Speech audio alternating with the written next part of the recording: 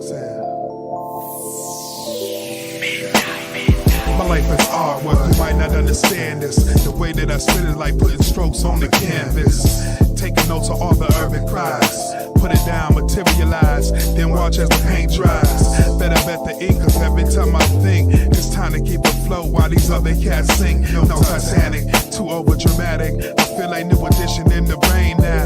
Tell me, can you stand it? With each word I'm building me a steeple. And if you open my works up, there you'll find my cathedral. You got your wood stains, a little glass paint, but it all tell a story, man. Think that it can't. Where I come from, it's deer hunters and street guns. So I spray these words like the Uzi weighs a ton. It's that heavy.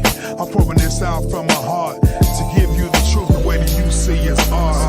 Now you can tell by the voice that it ain't a joke, and everything that spit is just like a brushstroke. Paint a bitch, paint a bitch, paint a bitch, paint a bitch, paint a picture. Yo, this life is artwork. Now you can tell by the voice that it ain't a joke, and everything that it spit is like a brushstroke. Paint a bitch, paint a bitch, paint a bitch, paint a bitch, paint a picture. Yo, this life is hard. My prescription, better yet my mission is to visualize and give the world vision. Work to heal the streets with a little audio heat. And smooth it all out over laid back beats. A to the R to the T, Wisco flow. Like you're in a gallery and see a Picasso. But this ain't Picasso, baby. Even though it's like Jay, cause it's gonna drive the world crazy. This is for those admiring and looking. I heat it up for Instagram and Pinterest cooking. It's so acrylic every time that I spit it. My foliage show that I all get it. Speaking of, this art get wows and awes. Like a masterpiece that's up in the halls. Everything is so realistic, but better yet, man, yo, it's so artistic. Cause now you can tell by the voice that it ain't a joke, and everything that's spit is just like a brushstroke. Paint a bitch, paint a bitch, paint a bitch, paint a bitch, paint a picture. Yo, this life is artwork. Now you can tell by the voice that it ain't a joke, and everything that it spit is like a brushstroke. Paint a bitch, paint a bitch, paint a bitch, paint a bitch, paint a picture. Yo, this life is artwork. My glaze hand, bring the pick on home. I'm just an artiste in the Midwest zone. Now it's a lot of cats that paint, but they ain't making art. Cause they be lying from the very start. So I make it a point that I paint what I feel. Cause I know deep inside what I feel is all real.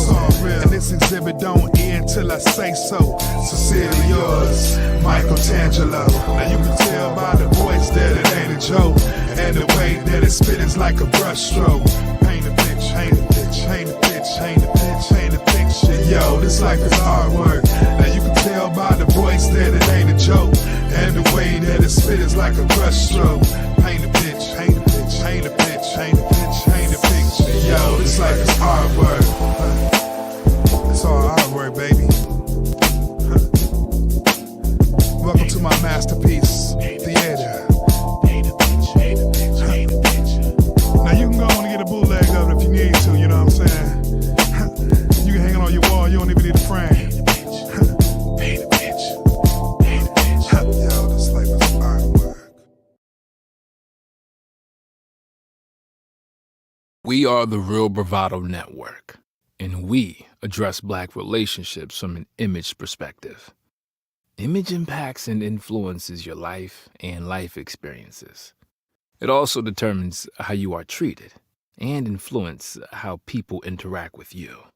Image is the reputation that you are known for, which includes your behaviors, your character, and your appearance. There's nothing more damaged than the image of the Black man in America. The Real Bravado Network's next phase of development with our live stream, Have the Conversation, will focus on his image. The Real Bravado Network will be asking, how can a Black man be a leader of his community and home when the vast majority of Black men have never been led? Leadership is taught and a skill that needs coaching, development, and refinement. Over the next few months, we will complete a forensic examination of his image. Please join the Real Bravado Network on YouTube, where we dare to be the bold, not silent. Welcome to the essence. Sit back, relax, vibe with me. It's large by choice. You know? Yo, I hit the world with the change up. Now I'm chillin' like Kirk Schilling when it's time to raise the stakes up. My banks, money, makeup. Big D's is back like Jordan, just to come to change the game up. Teddy P with my wake up, precise like electric scales. When the KB flake up, monotony break up. Lick the board up one roll like it was a whole chunk breaker. Swing or get swung on, dug or get dug on, play or get played on, fade or get fade on. I'm from West Coast, so it's known as the dough. Hot topics plus melodics make a pack dance flow. From nothing to this, a playlist, state of bliss, spit venom in eyes like to Jerry with the green mist. Vision this light, rode inside of one night. My bad, you're doing that cause you're in the vibe ride. Jumping off with me, street cats and play the shake. Just slide now, tell me can you feeling that vibe? Come on, it's popping off change, trying to make the vibe just tell me can you be real with that? This is the maze of a soulful blaze, and these keeps hands raised like it was a song of praise. It's on for days, and the nights is even better cause the sun always shines in stormy weather. It's for every together resident, present and past, slow or fast. It's the voice that I represent. Vibe makes it evident, and the Midwest status of course makes it even more relevant. Rap games through the sky, highlights out the box. Word breaks out the bodies like a case of the speakers box. From the meanest blocks to jazzy reefer spots, dance clubs, beauty shops, cider halls and trucks. Believe it or not, this whole moment's a glamour shot. I do your cats, cause the shit'll get off the pot. Little voice in my head, so show 'em what you got. Take 16 bars and put the game on lock. Jumping off with me, street cats and play the shake. Just slide now, tell me can you feeling that vibe? Come on, it's popping off change, trying to make the vibe just tell me can you be real with that? The game goes back and forth, and teams bring order like cases in just Mathis court. I rhyme some sport, you know, and the 10 plus rap rating means I got dime support. I hold the fort, get too deep to abort, and I take getting older, I ain't coming up short. Now it's bust till we break bones, cause it's the future riding on what I spit at microphone. My voice bouncing off the time zones, since I'm trying to be more listeners' ears than dial tones. Perception is crystal clear, especially with the gap of longevity beyond a year. It's all real, I'm on a master plan. In that, build your squad around me like I'm Elton Brand. Put up 20 and 10, cause I'm a grown man. Plus the vibe is love, like a Nazi caravan. Jumping off with me, street cats play the shake. Just slide now, tell me can you feeling that vibe? It's popping off change, trying to make the vibe just tell me can you be real with that? Jumping off with me, street cats and play the shake. Just slide now, tell me can you feeling that vibe?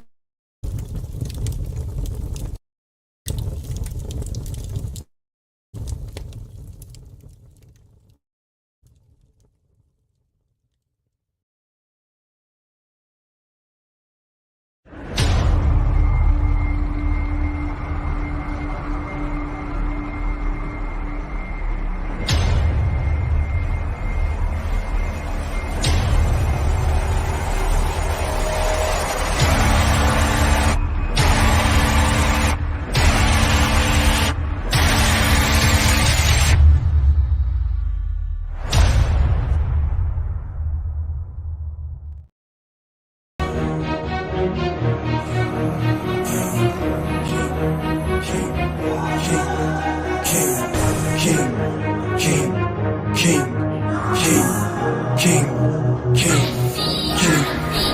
a king cause I do what I want and what I need. I don't need you to nobody, I'm busy doing my thing. Mess with me and you could get forgotten, just let it sing. I don't play, I just win every day, I get it in. I'm a king cause I do what I want and what I need. I don't need you to nobody, I'm busy doing my thing. Mess with me and you could get forgotten, just let it sing. I don't play, I just win every day, I get it in. I'm a king and I will never knew. Plotting for my fall, you getting hands for treason. I don't aim to please, do anything I feel. Haters. Yes, absolutely. Oh my God, that's the perfect question. You the perfect, yes.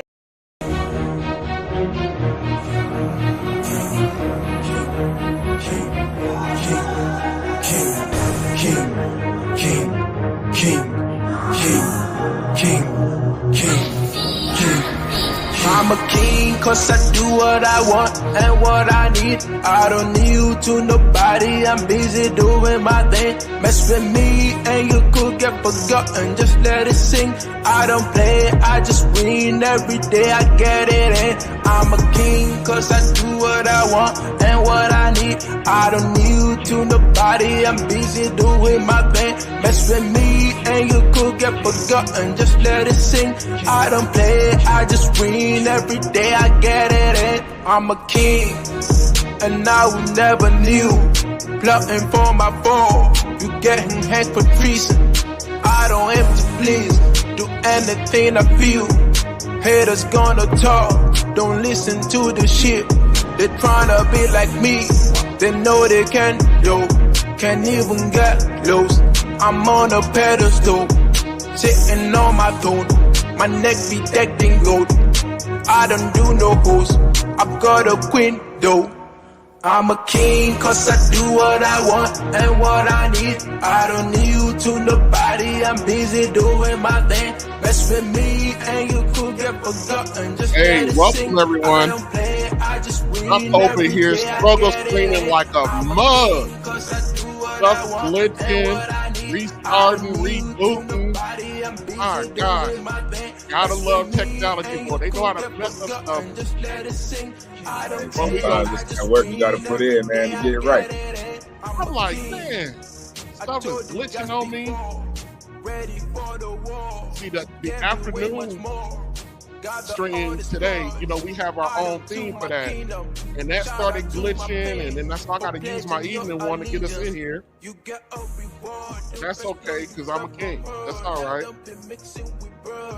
All right, welcome everyone to the Real Bravado Network. We are a Black issues driven panel. We attack Black issues over here, especially the issues that keep Black folk from together. My name is TJ, and I'm your facilitator on this journey. And this is your afternoon drive of Have the Conversation. Boy. And our gentleman on the screen is Mr. Elemento. Peace and blessings, y'all. Yeah, poet, spoken word poet extraordinaire, all over the country, laying down verses, tickling your eardrums, massaging your consciousness. Yeah, know it. That's what we do. Appreciate you, man. Listen, today is going to be a good one. Really, you know, we were just talking offline about what we just came up on. Listen, I think it's a hotbed issue right now. I've seen so many different flips on this, man. I'm looking forward to this. Yeah, I cannot believe, you know, we're going to get to our topic today. Let me see. We're going to get to our topic today. We're not going to forego our topic discussion today. Black women superior to Black men. So we're gonna get to that today. No problem. But first, hold on a second. Everybody, the whole one of y'all that is watching live, you know, I don't know how many people are watching live because my counter on my end is almost always wrong. But before we go any further, me, Mr. Elemento, the Real Bravado Network, we got one favor to ask everyone. So please, with one resounding voice, stand up and Acknowledge me. acknowledge us here on the Real Bravado Network. And you can do that by go tell a friend, go tell a friend, go tell a friend, hit the like button, hit the share button, tell a friend. We are on our march towards 5,000 subs, man. We are like getting about 30 to 40 new subs a day. I guess today, Tuesday, is a slow day. I see a lot of my other content creators are not streaming today. I don't know what's going on today. Maybe they know something I don't know. Maybe everybody didn't bossed up, gassed up, got in their vehicles and drove down to Alabama to see what's going on down there. Speaking of Alabama, ladies and gentlemen, we're here tomorrow, back again. But before we get to that, our show, I guess this is breaking news for me, but apparently it's all over the joint. This brawl that broke out in Alabama, we're going to get to that first and quickly. I had no idea up until about 5 minutes before we went live here about this. I guess you can call it this almost race riot that was started. Hold on a second, everybody. Let's just roll the news footage from, of all places, Fox News. Alabama authorities say they've issued 4 arrest warrants on Monday related to a massive brawl at a riverfront over in Montgomery, Alabama. We have video of that brawl. Let's watch that right now, raw and unfiltered. You can see that kind of breaking out. Wait a minute. Did I wait a minute? Hold on. I gotta roll that back. Did I miss something there? Hold on a second. I gotta put this full screen. What the? Hold on a second. Let me try to rewind it a little bit. And maybe I can see. Let me just play it from now, here. Raw and unfiltered.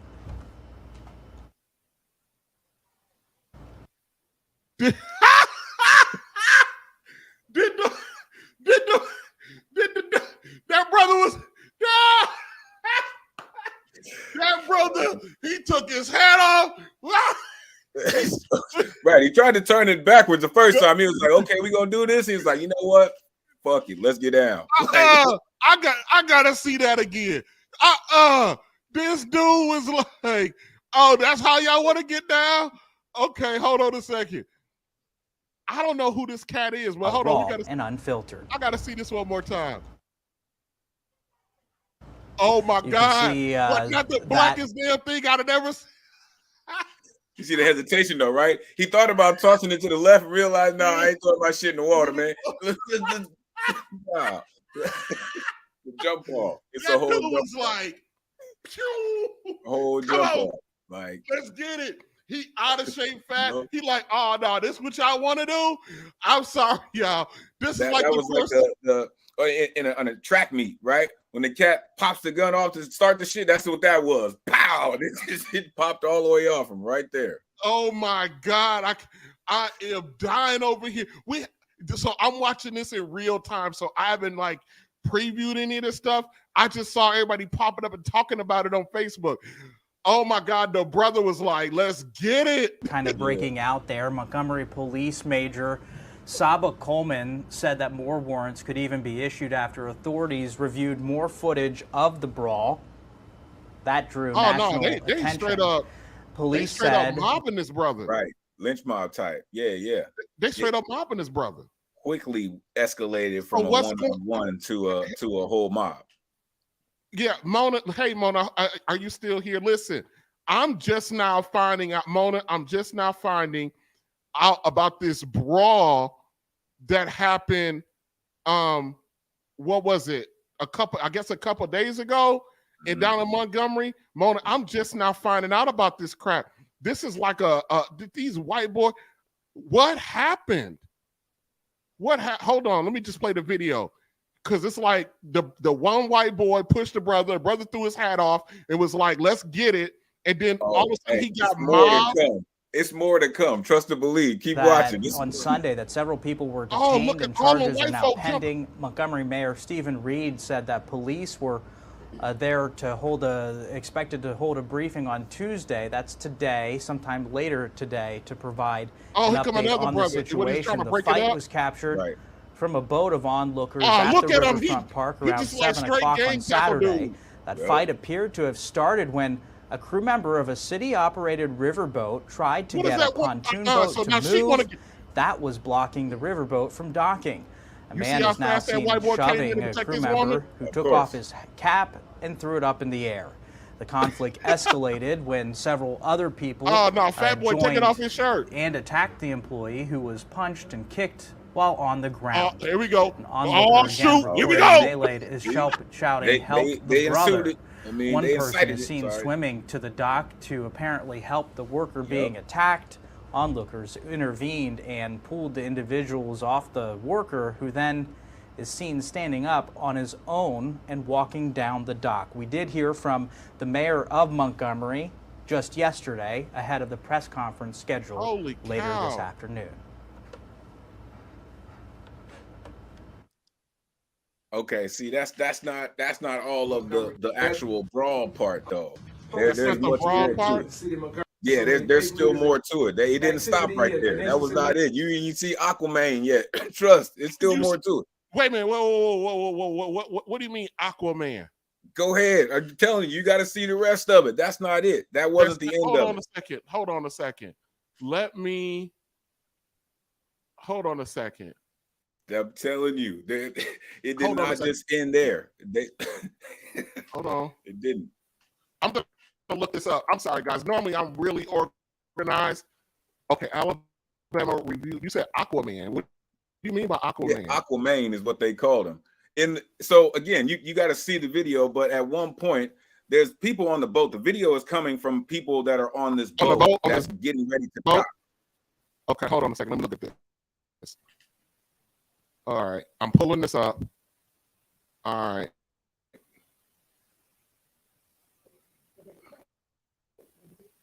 Okay, that hat. Okay, we saw the hat on. That is hilarious. And then the mob. Okay, go right. Yeah. Oh, hell no! See Wait a minute, hold on a second. Yeah. Is that's? Hold on a second. That's a dude swimming? That's a young brother who jumped off the ship, off of the boat that they were on, swam to the dock to get down with the brother. Oh no, they look at all these brothers. And then once this other boat docked, then they all came out and was like, "Oh, y'all want to get down, huh? So bring that shit to us now." Hold on, let me see if I can find another. Okay, here we go. Hold on a second. All right, let me see. Brother, throw the hat up. This is a short. I don't know how much.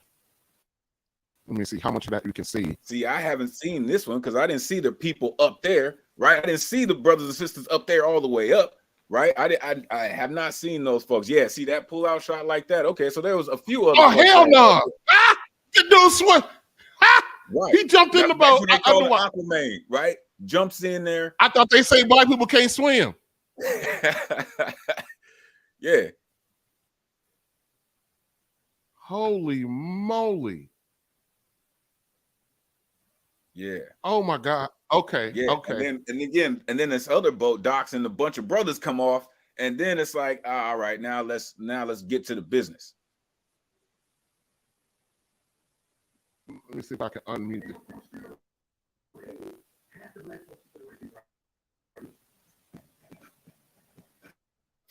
What the hell?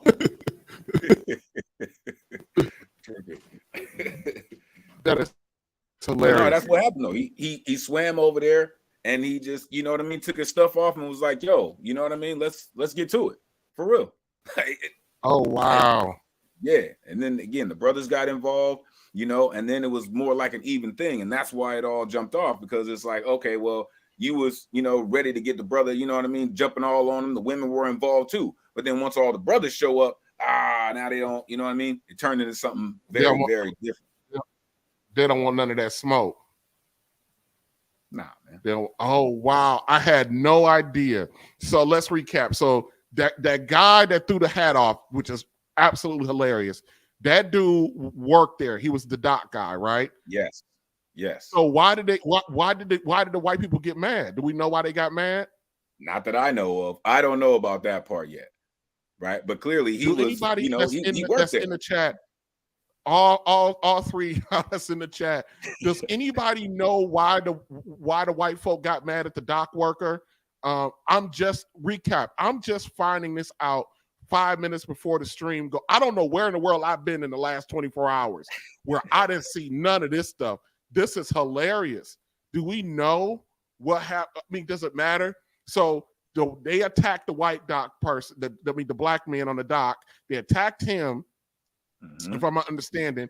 And then then there was a riverboat full of people. So one brother saw this going down, jumped in the water, swam, even though we can't swim, swam all the way over there. And then another boat of black folks came along, saw this, and jumped in to help. Oh my God.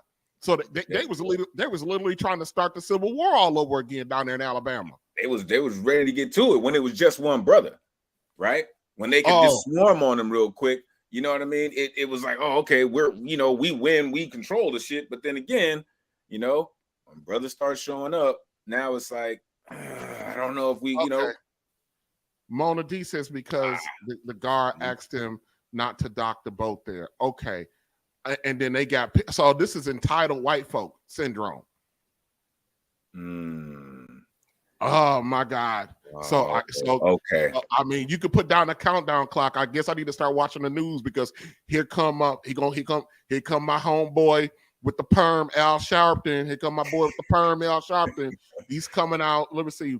What's that cat name? The lawyer, the new lawyer, the new Johnny Cochran, who's not as good. What's that brother name? The bald-headed brother that shows up at every shooting. Crump, Benjamin Crump. Oh, Crump. Yeah. Here come Benjamin Crump. Yeah. So hopefully, I mean, this seems like a justifiable y'all not for to lynch this brother in front of us type of shit. Look, according to the New York Times, they're saying he was just trying to move the boat out of the way for other boats by this confrontation. So according to him, I guess he was just trying to move the boat so the other boat could dock, and they were not happy with that. And so they decided to go at it and, turn it into fisticuffs. Okay. Almanai is saying that you're correct. Almanai is saying that you're absolutely correct.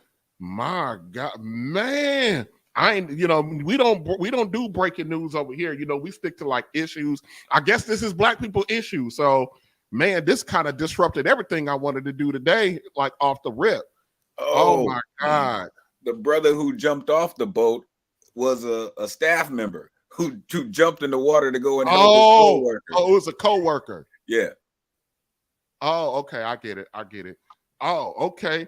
I you know what? I think I'm a little proud. I think I'm a little proud. I think my big butt would have been down there swinging too, boy. I mean, I heard that they straight up regulate. So the black folk put the white folk in check to save the black brother, and now everybody mad. But I think I saw a clip with the police had a bunch of white folk all yoked up because I mean normally they would have came in hot shooting black bodies, So shout out to the Alabama police for trying to get this right a little bit, Appreciate that. Yes, indeed. Woo! Look, I'm exhausted just from that. Man, that was wonderful. All right, Mr. Elemental, I'll be right back with you. Let me just get this thing popping real quick, okay? Let's get to what we got to get to.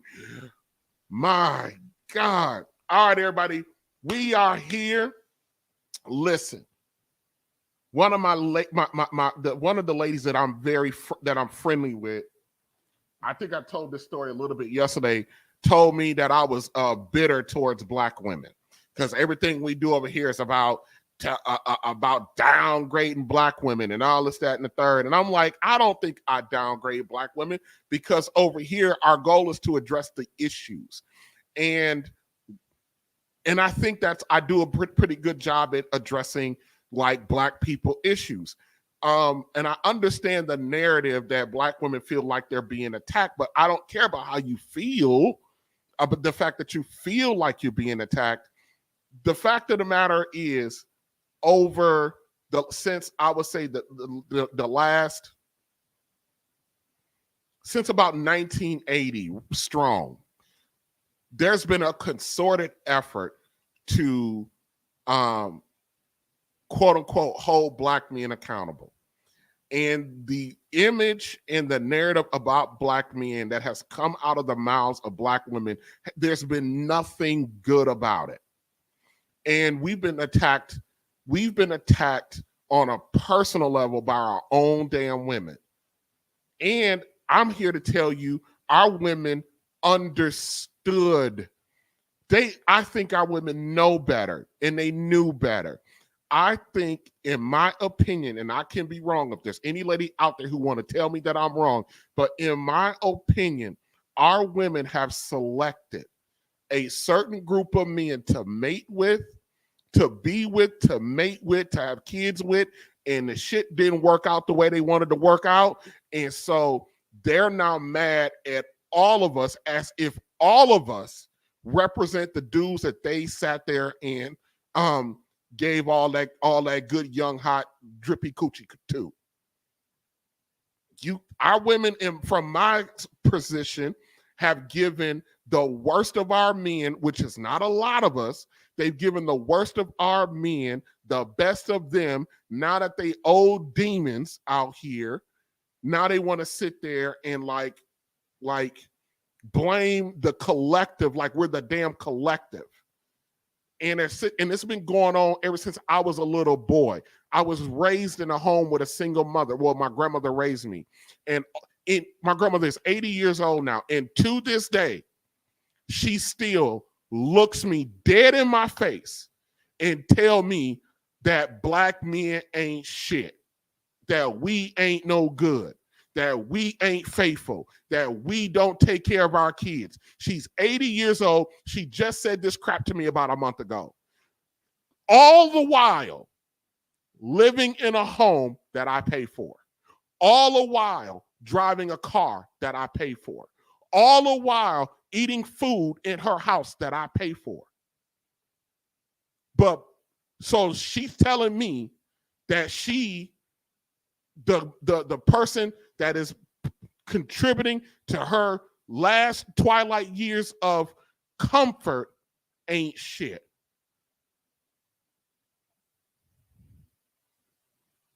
So when our women sit around here talking this crap and they got boys in their house, what the hell you think your boys are going to turn into? Your boys are going to turn into men one day.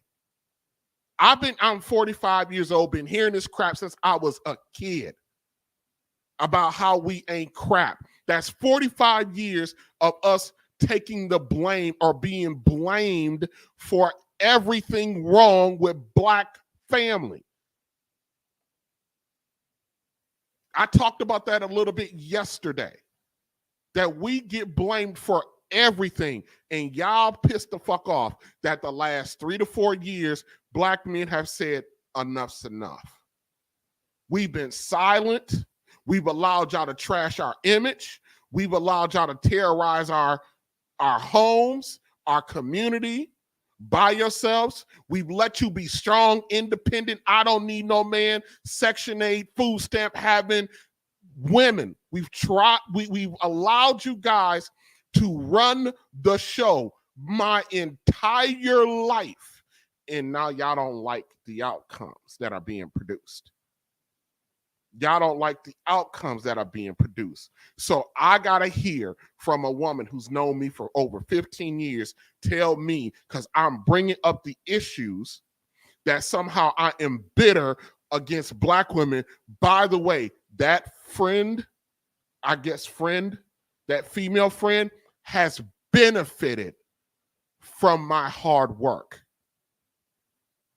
Some of my resources have made its way into her home during difficult times because she doesn't want to get in line with anybody else out of my kindness. But you want to call me bitter after receiving aid and comfort from me.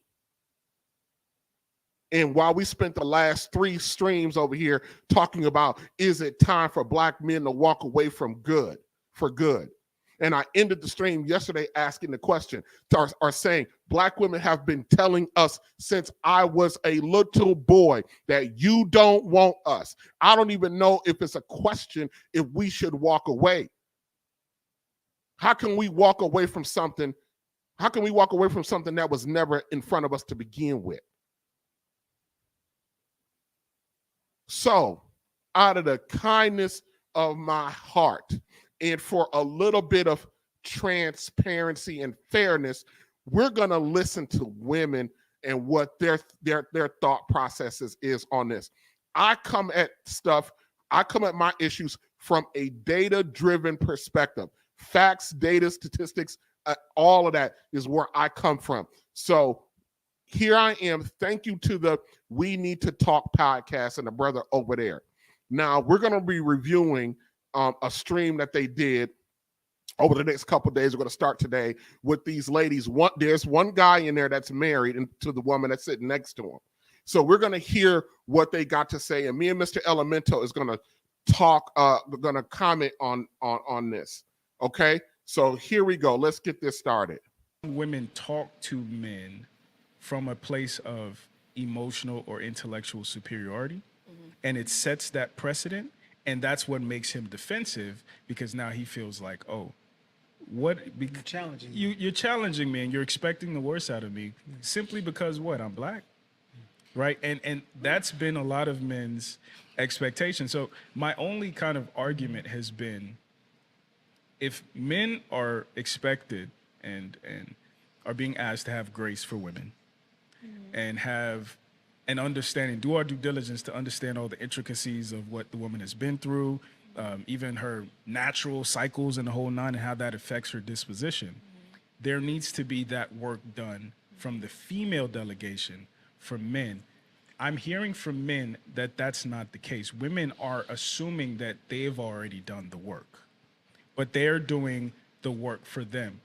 And I think a perfect example of this, if I was to ask a group of women, why are you or your female friends single? Most women would say, I don't know, right? Stacy's a lawyer, Elizabeth is a doctor, the other one owns a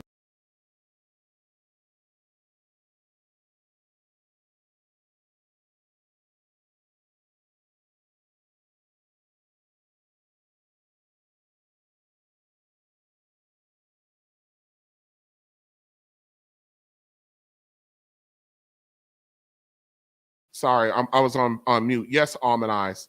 Yeah, sorry. Yes. Too many times since I've been a little boy, have we felt sorry for our ladies who put themselves in bad situations, who don't want to come in cooperation with, and the so-called better character-driven versions of, look, you want to see a man of color, of character, see a man who helps a woman who doesn't want anything out of her. And Black men do that at an alarming rate.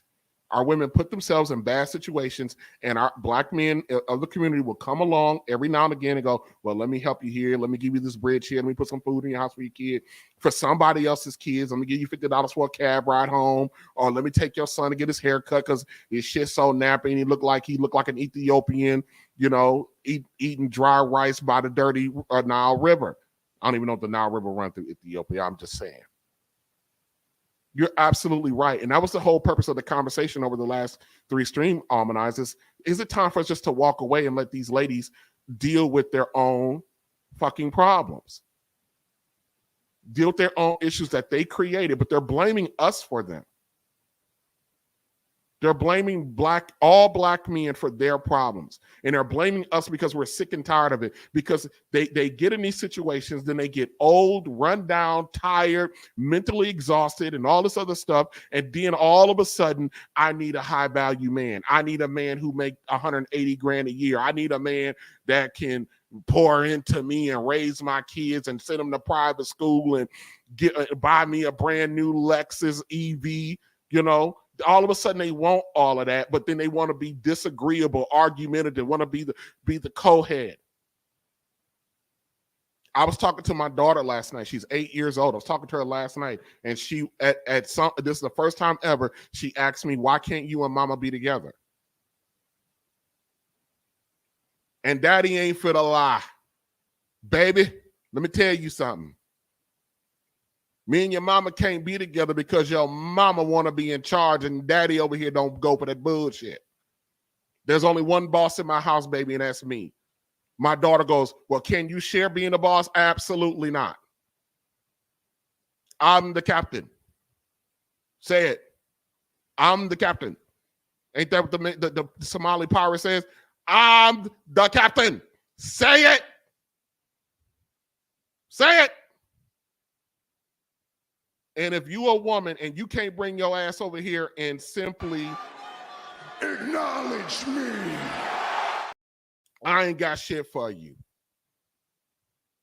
That doesn't mean that I'm going to be some tyrant. No, baby, sorry. Your mama want to be argumentative, want to be tough, want to be screaming, want to be...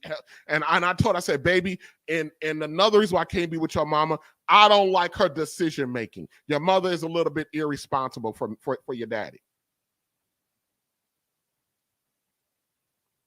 It's like, why are you telling an 8-year-old that? She needs to understand.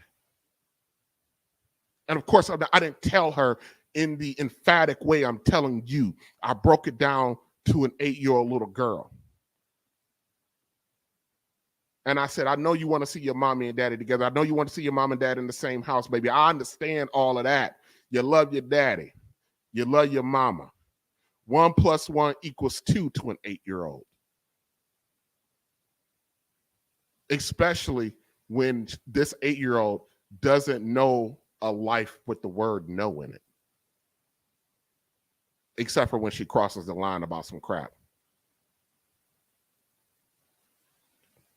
Can I get this hairstyle? Yep. I mean, there's sometimes I go, absolutely not.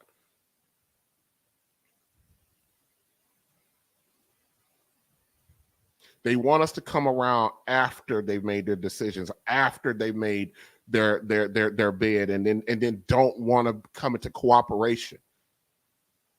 And cooperation doesn't mean that you have to come down and you ain't got no voice and you ain't got no say.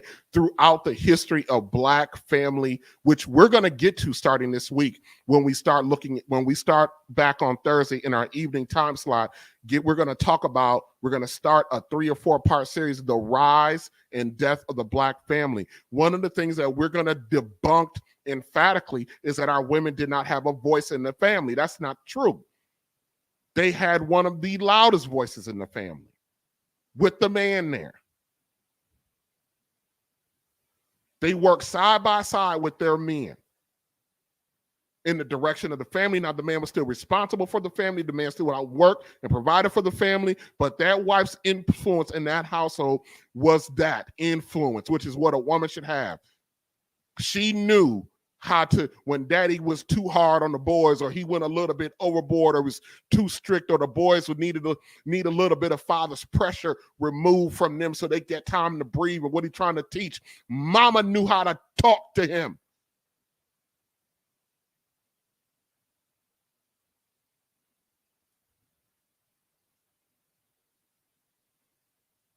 So yes, that was the purpose of the last couple of streams, to answer that question. Mr. Mark Cooper says it's called a kingdom, not a queendom. Absolutely, but you can't tell them that. One thing that the fella just asked the ladies or talked about in the stream real quick, he just made a comment about, he goes, men are doing the work, women are doing the work, everybody needs to do the work. Why in the hell do we need to do so much damn work now? What is so damn complicated about boy meets girl, boy falls in love with girl, boy marries girl, boy pound cake as much as he want with girl, pop out kids, boy take care of family, woman supports man, family, and teaches the children. What is so damn complicated about that? But see, what that implies, Mr. Elemental, you're muted. What that implies is that there's something profoundly wrong with everybody, which may or may not be true. We're making it hard for us. We make getting together so goddamn complicated. It's not that complicated. We're gonna Wednesday. We're gonna review the Crimson Cure, a stream that she did that talks about this. This is the week of ladies' voices, so we're listening and we're gonna react and we're listening. Okay. Business. You see what I'm saying? And as a guy, what I understand is, oh, your friends are great men. Because you're evaluating them from a feminine curriculum for men and not acknowledging that the way that men are going to evaluate them, it's a different set of rules. We don't give a shit that she makes 6 figures. What she look like? We don't give a shit that she's a doctor. What she look like? What's her disposition? What is her skin like? And I think that's what gets lost in this conversation, because we're assuming. Mr. Elemento. So he says we don't give a shit that she makes 6 figures. First of all, less than 1% of black women make 6 figures. I can't even wrap my head around that whole fucking conversation. Less than 7% of black women make over $70,000 a year. So this whole black women chasing got the bag is a bunch of bullshit. It's a bunch of bullshit. You ain't got no bag. You ain't got no bag. You got a dirty clothes bag, maybe. I mean, I think we all got a bag of traumas that we carry around. So, but that's about it. But I'm not gonna focus on the money value that he said. I'm gonna just focus on a woman with money, which most women are not women of money. They're lying. These women are here lying. It's called propaganda. It's not that men doesn't give a shit about your income. It's not like black men don't give a shit about your income. It's that it's not a factor in how we select you. So to sit there and say we don't give a shit, that's not being totally honest. It's not. It definitely plays its part, right? It definitely is a factor, right? You don't just want somebody coming to the table with their hungry ass, right? You do want someone to come with something to contribute, right? But as the brother mentioned, what is her disposition? To me, that is more valuable than money, right? Because you can have a person who has nothing at all to their name, but have the best possible outlook and disposition in the world. Now you got something priceless compared to somebody who's making 6 or 7 figures and they treat everyone like a piece of garbage, right? What's more valuable to you? Right? Is it you keeping your money? Is it you making the decisions for yourself and feeling like you're the boss? That's great. Everyone should be a boss. Everyone should have that feeling, right? But just because someone does not have that does not make them a lesser individual than you. Right. And so our women, he says, I've said this time and time again, our women are selecting mates. They want us to select them how they select us. We don't select women based on how women select men. We don't pick with the same matrix. And the more you tell these women, the more they like back down. I want somebody to match my energy. Fuck your energy. Listen, sometimes I believe that could be important. All right, because if you have someone who is a very physical individual and that's not your mix, right? Then they want somebody who's willing to rustle and tussle and maybe smack them around because they want to smack somebody around. You know what I'm saying? That energy is important. Somebody to match your energy. That's important, because if not, I don't know what the hell that means, match your energy. What the hell does that even mean? That means when I'm ready to fight, you need to be able to fight with me. That's what it means to me, right? Because I've had people in my life that say shit like that, right? Keep that same energy type shit, right? Because you're ready to do this. That to me, that's all that is, right? Otherwise, it's about, okay, I want to take a trip to Jamaica. You can't afford it, so me and my girls are gonna go. I get you on that level, right? And I don't. If you strong, independent, I don't need no man. You got the bag. If your dude can't afford a trip to Jamaica, pay for it. When you can't afford a damn trip to Jamaica, we pay for it. Oh, but see, now you're crossing that line, right? What Because line? now because it's viewed very different. Of course, not just Strong, by me. It's viewed very different. If strong. she pays for it, it's like, oh, bro, why ain't you paying for it? But if he Mr. paid for it, it's like, shit, girl, you better go. Mr. Elemento, come on now.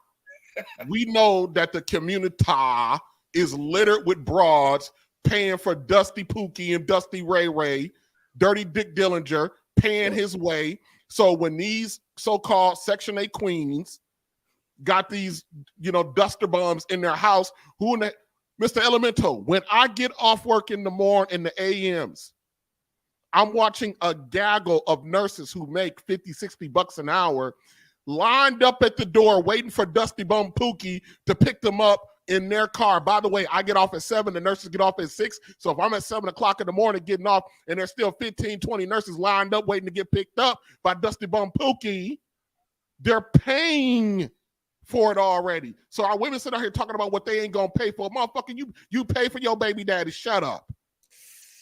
Woo. You pay for your broke, bum, busted, dirty dick Dillinger baby daddy. The dude that still got the plaque up under his teeth when he see it because he don't brush it in 6 weeks. The dude who ain't had a fucking haircut in 8 months. That dude. We see some of you fine women what your fucking baby daddies look like. And you want to talk trash about the average dude. About how ugly he is. The fuck, y'all having babies with Damien's children. These gorilla mongers that y'all be having kids with and be all tripping over. I'll be like, I'm 300 fucking pounds. I look better than that motherfucker. What you talking about? At least my hygiene is okay. At least I got a little bit of. I got a whole 4-bedroom house. What are you talking about, Dirty Dick Dillinger? I mean, but hey, you know what? What you just described means stability, right? Right. Not everybody's looking for stability. People still want to have fun. People still want to go out and make all the choices. So when you talk about, first of all, let me go back. The Nile does run through Ethiopia, so that was dope.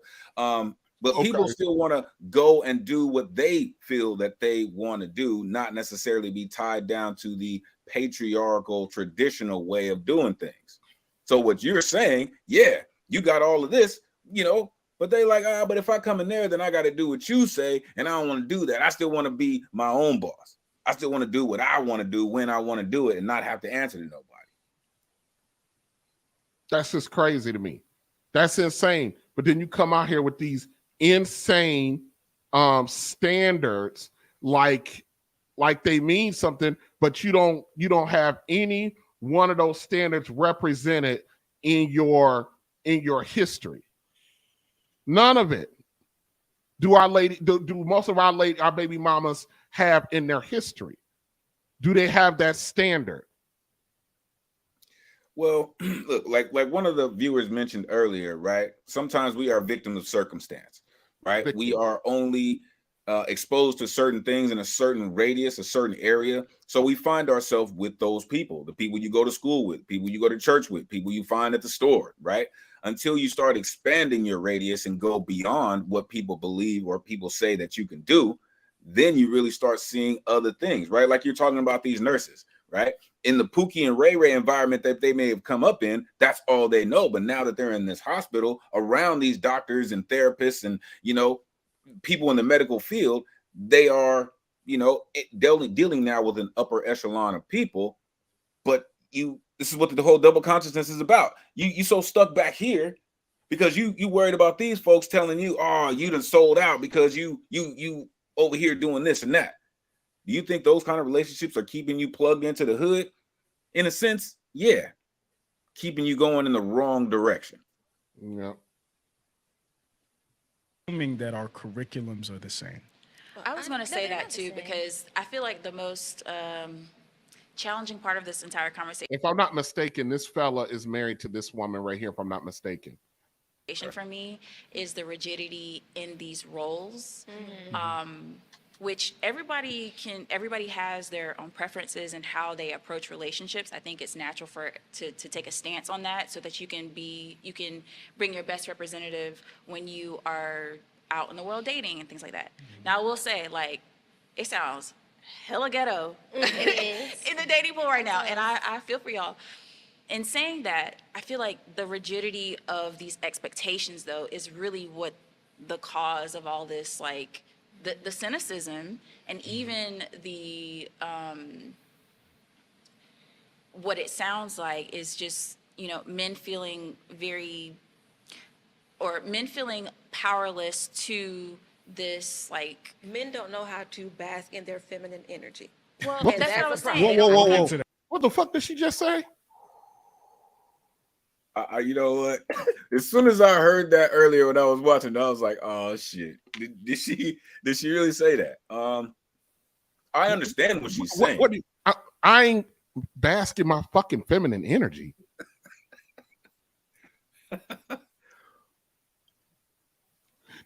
Our women are such a fucking contradiction in terms. It's not even funny. You want a masculine man who basks in his feminine energy. Please explain to me how that works. I would say it's someone who is comfortable in their sexuality, who knows what side of this biological war they stand on, but is still comfortable enough to go and wear all pink with his girl to the Barbie movie or something. You know what I mean? That's what I think it is. It's not necessarily, oh, I'm going to, you know, come out and wear a dress and makeup and things like that. I don't think it's that. I just think that you embrace the fact that you can be not as always, you know, sword always, but you can also be shield sometimes. Look, my baby want to go to a goddamn Barbie movie. I'm not wearing no pink nothing. No pink eyeliner or whatever the fuck that. No, I'm a dude. I'm a dude. I'm always a dude.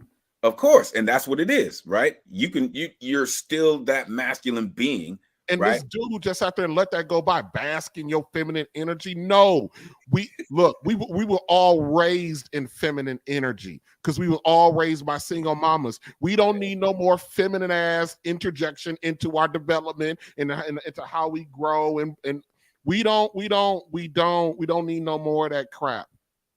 She out her mind, man. Let me see maybe I'm misunderstanding something. Hold on a second. Maybe I'm just misunderstanding it.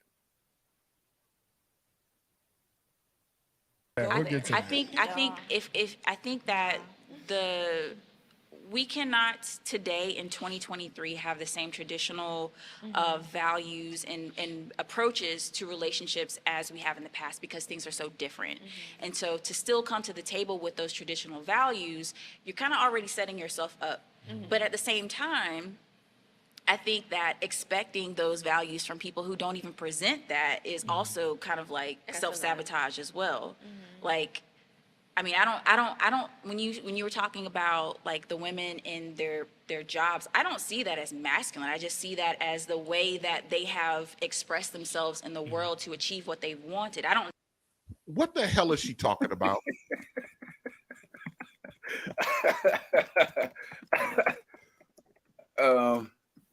Yeah, that part to me was a little scattered. I don't see it as feminine. We just, chosen to grab it. What?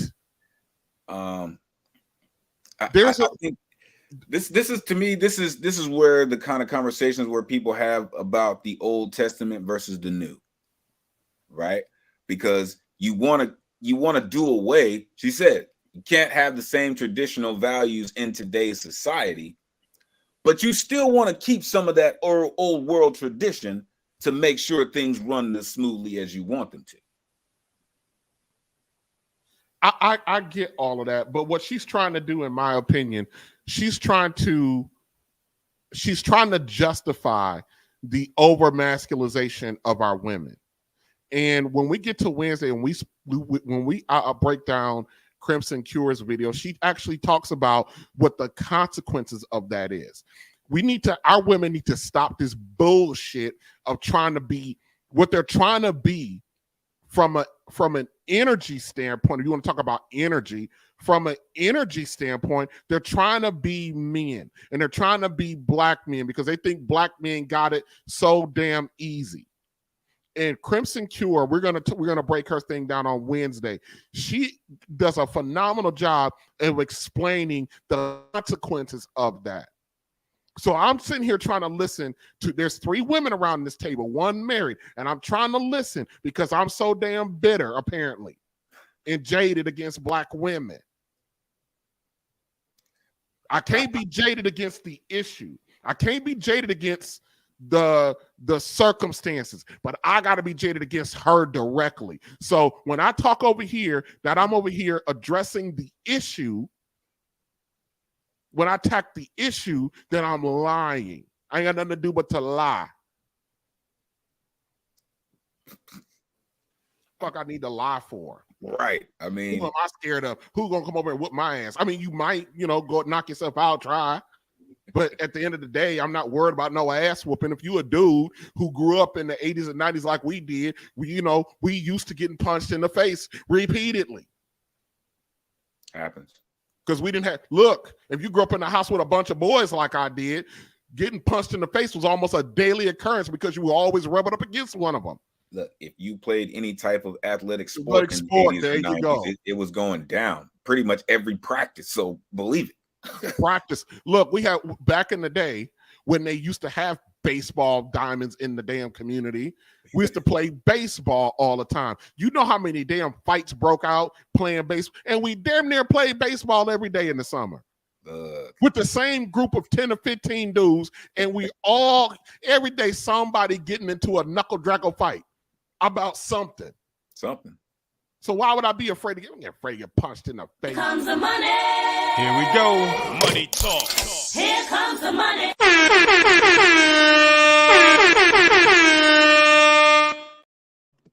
Shout out to our good sister Eyes with the $2 super chat. How is your career expressing yourself? That's a very good fucking question. See, I get all heated up and then I'm always cussing. And I'm trying not to cuss so much. I want to be like Media Man, where he told my platform is professional. That's why I get all the brand deals. I ain't got no control. I gotta admit it. One of my flaws is I don't have any control. Cussing is like, eating, Jello pudding to me some days, It just tastes good. I'm not a pudding fan, but I feel you. I couldn't think of nothing else to say. That's what came out. For some, it's like the caviar on the cracker. Yeah, there you go. Adds that zing to it, man. Yeah. Sometimes, but like even Lauryn Hill said, you know what I mean? I say all this and I add a motherfucker so you ignorant suckers hear me. You know what I mean? You just got to sometimes. Yeah. Joe Madison, who I listens to all the time, he goes, sometimes you got to be a little profane to be a little profound. Sometimes you got to be profane to be a little profound. Sometimes you got to be profane to be profound. I'm adding words to it. Sometimes you got to be profane to be profound. Yeah. Sure, the sound. Harmonize, thanks you again for the $2 super chat. You know how I feel about, a monetary support of the channel and the message that we're giving. So I will always be grateful for you to everybody. Harmonize is part of the day one crew along with Mona D with the support. I really appreciate it. Where's Kun Lee today? I wanted Kun Lee to be here because I did something for him and I wanted him to see it. But I guess we'll catch him on the next stream. Necessarily think that's masculine. The point I was making wasn't necessarily saying that that's masculine. It was just a point of value system, right? So the things that those women assumed made them more valuable in the dating market actually doesn't move the needle for them at all.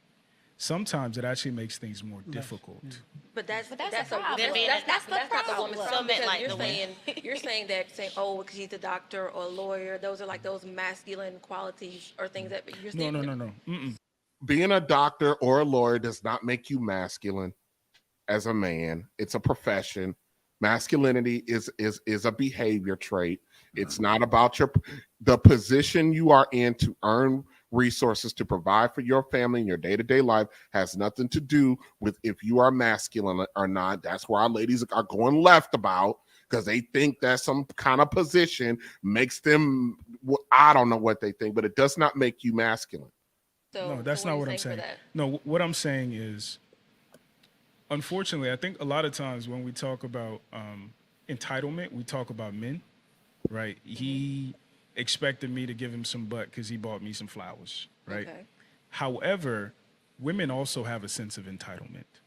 And some of that entitlement is, I am this caliber of woman. I'm entitled to a good man. I have this type of position or education. I'm entitled to a good man. And what that stops them from doing is considering some of the personality or character flaws that they have, because they're just leading with, I'm this and I've achieved this. I graduated from Harvard. I did this and I did this. How don't I have a good man, without acknowledging or even taking the time to identify the fact that you're terrible to be around? Hold on. I gotta drop something on that one.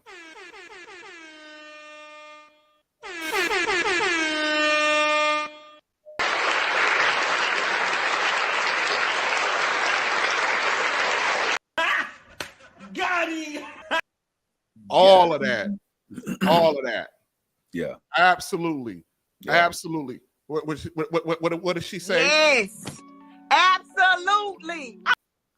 Right. I gotta give all of that to that statement right there. And before we go further, you know what we like to do around here. Here comes the money. Here we go. Money talk. Here comes the money.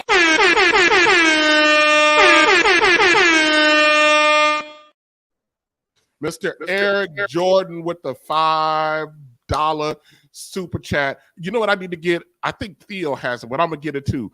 I gotta go clip up my my loonies. Womp. Every time I get a $5. Womp.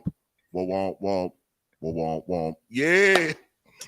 Womp. Hey. Womp. Okay. Yeah, I'm gonna go ahead and get that. Go ahead, Mr. Eric, with the $5 super chat. So that's what I'm gonna give for the $5 because I got 5 on it. Yeah. Remember, Mr. Elemental, when $5 was like gas money? Hey, no. I remember when $5 was a pack of cigarettes and gas money. All right. When I first started driving, gas was 98 cents a gallon. Hey, you know how old that makes me feel? When I tell people, well, gas was 98 cents a gallon, they're like, how old are you? Man, this was in 1996. Yup. This ain't wasn't no 1936. Okay. And let me tell you something. I remember when gas got to $1.25, $1.25, I about passed out. People were ready to quit driving when they got to that. Are you kidding? Yes, it was horrible. It was horrible. And then what people failed to realize, let me tell you guys something, because everybody's talking about how gas went up under Obama and under Joe Biden. George W. Bush, which I like him as a dude, hated him as a president. George W. Bush, during his first term, and the reason why I'm going to remember this is because I had a Dodge Charger at the time when they first came out, big boy Hemi. The gas got up to $5.15 a gallon. I could only put $30 worth of gas in my car at a time because that's all I could afford. And I had a big block Hemi Dodge Charger that it drunk 3 gallons just to start it up. Okay. So everybody want to sit there and pretend like Joe Biden or Barack Obama had the highest gases. They did not. George W. Bush's administration. And let me be, for those of you who are politically ignorant, the president has very little to do with the price of gas. Mm-hmm. Very little to do with the price of gas. OPEC sets the price of gas by how much is being consumed. Why do you think gas prices dropped so much during the pandemic? During the middle of the pandemic, nobody was driving. So there was a huge supply. And guess what OPEC did during the pandemic? They cut their production in half to try to drive the prices of gases back up. Nope. Real quick, Maggie, look what I got here. Look what I got here, Maggie. You see what I got there?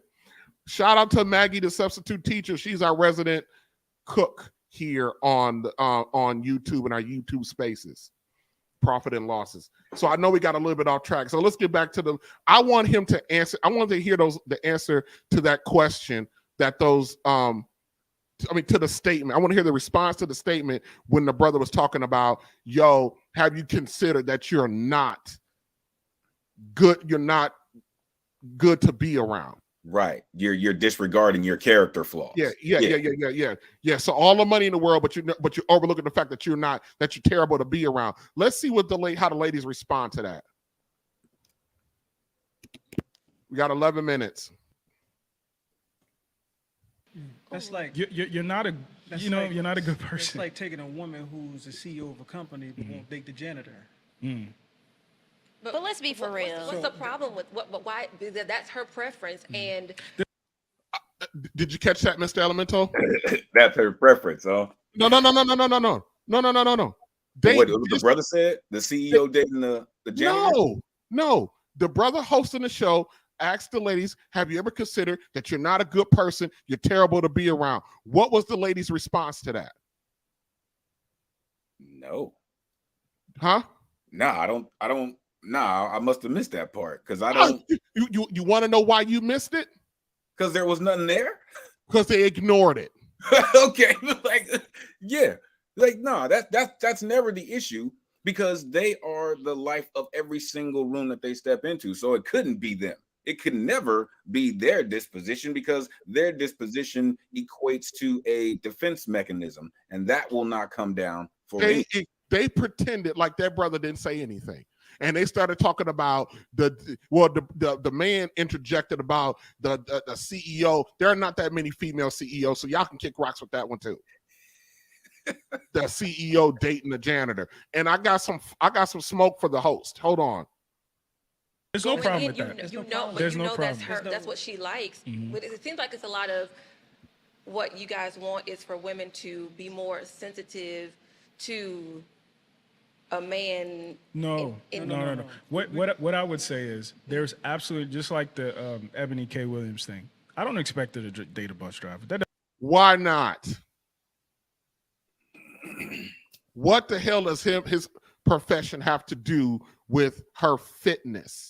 Right. To be with somebody. Right. I kind of thought it was about having a hardworking person, right? Who busts their ass and gives all what they have to everything that they do, including their family. I guess that's not enough anymore. This dude is up here. I ain't got no problem with. The problem is with women, the more money that they make, and I'm going to go back to what I said at the beginning. Our ladies ain't out here making the bag that they say they got. They're out here making a laundry bag. That's about it. And the laundry ain't got no greenbacks, no dead presidents on them. It's not backed by the full faith credit of the United States government. That their laundry isn't. Their bag isn't backed by that. Our women, the average black woman earns $33,000 a year. 7% of black women earn only over 7%. 7% of black women, 7 to 9% earn over 70 grand a year. Black women are not here getting this bag like they think they are just because they see one or two. And when you see on all these different shows like Kendra G and I Got Businesses, they ain't got nothing. They selling food stamps on the side. That's what they're doing. That's their business. Hey, that's a hustle, man. For real. A hustle. I'm not knocking nobody's hustle. I sell you $200 hustle too. I sell you $200 of my food stamps for $75. So that's gas money now. And how I know, I just put $74 in my car yesterday. So they're selling their food stamps for gas money. Your job title does not equate to the kind of guy that you are fit for. You're fit for the guy that can lead you appropriately, that you can get along with. But our women don't respect anything. And believe it or not, they really don't respect black men with money. I'm listening because I'm bitter towards black women according to my female associates. I'm bitter, but I'm listening to them. I'm listening.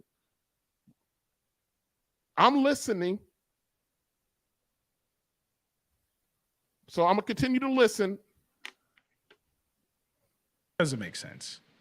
What I'm saying, though, is if she then gets back on TV and says that, why am I not having luck with men? She has to look at herself. That's it.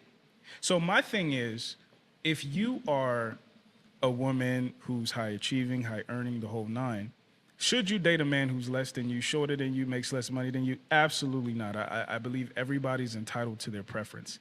You're not entitled to your outcomes. You can have all the preferences in the world that you want. That does not guarantee an outcome. That does not guarantee success.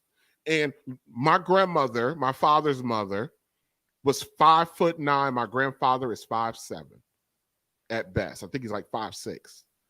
My grandmother towered over my grandfather. So what does him being short got to do with anything? And my 5'6", 5'7" grandfather is the most manliest man I've ever come across. He's 5 foot of dynamite. Cross him if you want to. My uncle, my grandfather's oldest son, my uncle Eric, we just laid his wife to rest a couple weeks ago.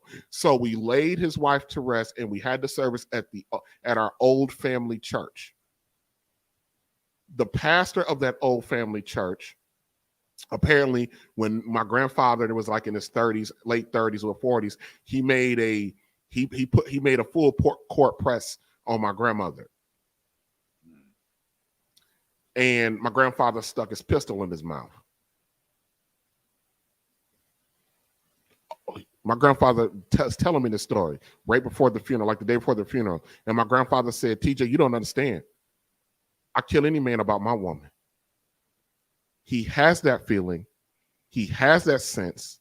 He has that sense of ownership because my grandmother was a phenomenal wife to my grandfather. I didn't say my grandmother didn't come with the same issues, trappings as any other woman, but my grandmother was the shit. You hear me? My dad's mother was the shit. She knew, let me tell you, I told the story before. There was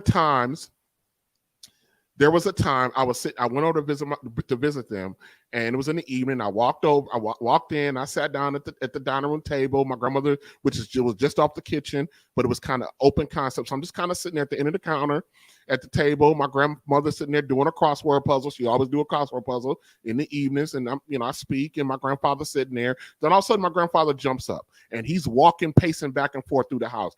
My grandfather is he's always on the move, So him pacing around the house, it wasn't off. I'm just sitting there having a conversation with my grandmother, just talking about, shooting the crap about nothing. But every now and again, my grandfather would come, stop, look over my grandmother's shoulder. Then he'd go back to what he was doing. Then he'd come back, stop, look over his shoulder. And he's not saying anything. She's not saying anything to him. After about 15 minutes of this, my grandmother, she wore glasses, and she used a magnifying glass to do her word search puzzle. She put the magnifying glass down. Right next to her was the landline phone. She picked up the phone.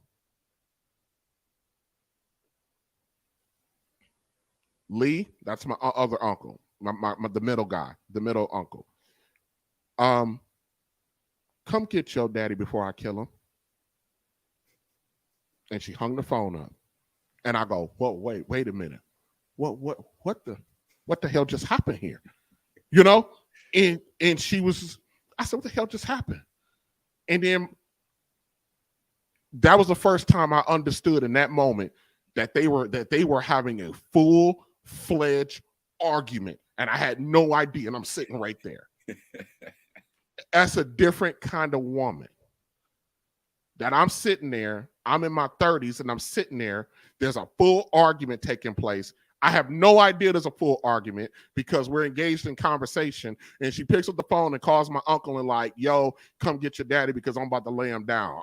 So my uncles and them, I think I call it in the family circle. Everybody's within 5 minutes of each other. Mm. So within 5 minutes, two of my uncles plus my dad walked in the door. And my grandfather's coming, as they're walking in the door, my grandfather's coming from the back of the house. And my Uncle Lee stops my grandfather and he said, Mama said you got to go for a ride, Dad.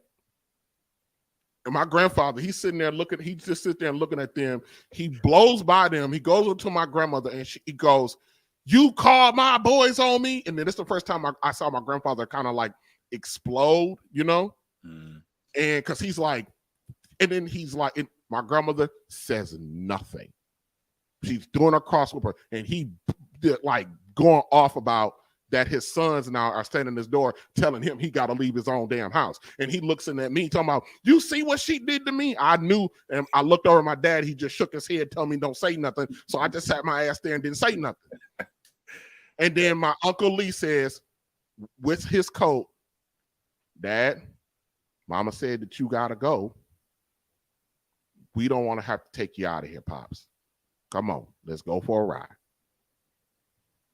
Women of that generation had a way of interacting, dealing with that wasn't disrespectful, that didn't breed contentment or nothing like that. But in that moment, this story took for a point. In that moment, when my grandfather and my uncles and my dad left out of the house, my grandmother turns to me and she goes, your grandpa is, he's a sweet, surly, kind man who gets on everybody's nerves, but something's wrong. I guess there was a little extra bite, and my grandmother made him a doctor's appointment the next day for the following week. Turned out my grandfather had colon cancer, and we didn't know. Knowing your man, knowing his tendencies, knowing when the argument or the behavior is off, is you knowing your man. She saved his life. All because she knew something was off. So I'm sitting up here. I'm listening. I'm listening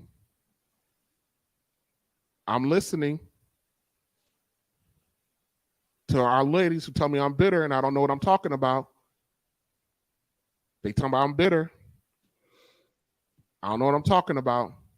I mean, but the brother said the same thing in the stream, right? He said, you know, women want men to put in all this work, right? And know their cycles, know when they're feeling this and that, you know. But you know, women already feel like they've already done the work and they already know us, right? But they constantly want us to be learning and adapting to what they do, right? And it's funny that you mentioned your grandmother in that story. Beautiful story, by the way. Thank you for sharing that. They don't want that, though. That's not the women they are now, right? That's what I think they're talking about, the change. You can't do that stuff today because I've heard so many women say, I'm not going to be that. Because which makes them, if that's their attitude, if that's their thought process, it makes them not fit for the very thing that they say that they want. Hold on a second. Do not expect to get what you feel like you're quote unquote owed, because if you haven't done the work to even figure out what the thing that you want wants, if we want a certain job, right? If you haven't figured out what the thing that you want wants, that's basically what you just said.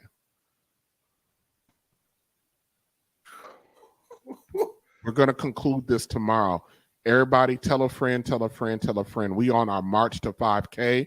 Those of you who joined us, thank you. Those of you who gave us super chats, thank you. If you are, please join us tomorrow. We're going to be here four days a week at 1 p.m. Go tell a friend. Tell the people that were missing from yesterday that they should have brought their asses back today. Yeah, catch up on them for real. Tell a friend, tell a friend. Like you said, tell a friend. Into it. We will be back tomorrow to pick up part 2 of this. In the meantime, Mr. Elemento, hold on, I gotta stop this. Go ahead, Mr. Elemento. Hold back a second. Everybody else, thank you for joining us. We'll see you tomorrow.